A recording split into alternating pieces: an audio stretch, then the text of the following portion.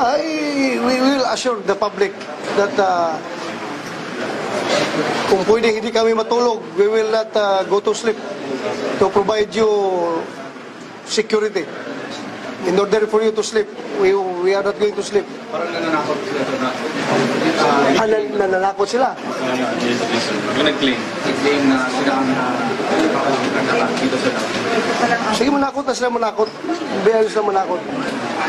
Titignan na natin. Manakot na sila. Sir, hindi ba diversionary tactics lang? That is what we are suspecting. To ease up the pressure that they have been experiencing in Sulu and Basilan right now.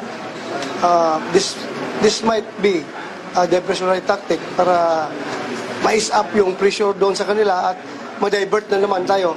From being offensive, they want us to become defensive. Kasi naman, pag concerned na tayo sa safety ng ating mga syudad, yung effort natin masishape na. Pati na yung ating war on drugs, mababawasan ng efforts dahil magsishape tayo sa security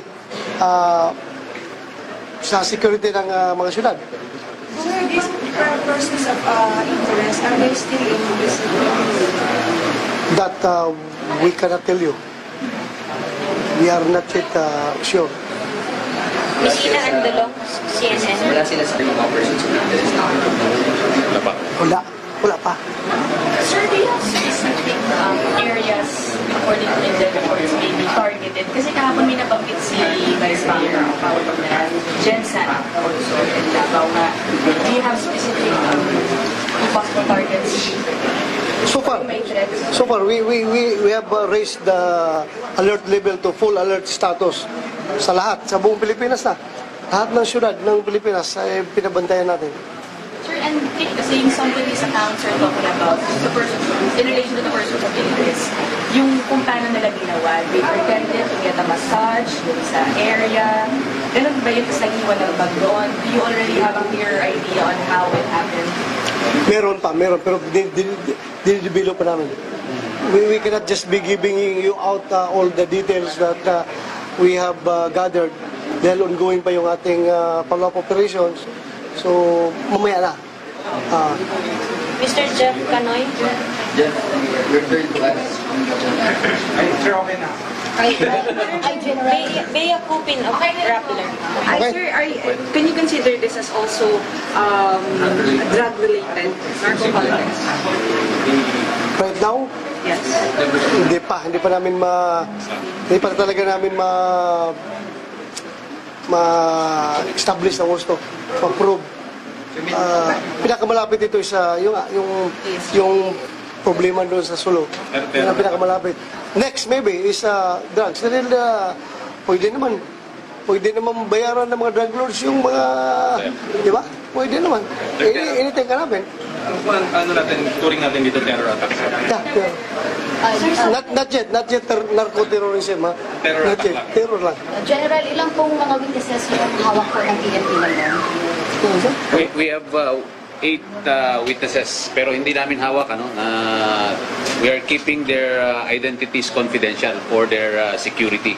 As much as possible, ayaw muna namin i-expose sila. Pero sino po sila, sir, yung mga nasahista?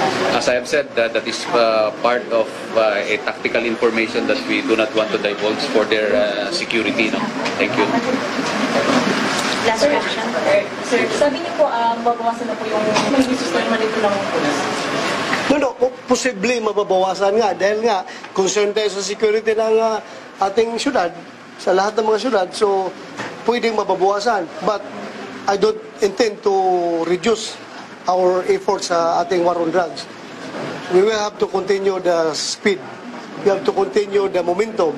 We have to continue the rate that we are going.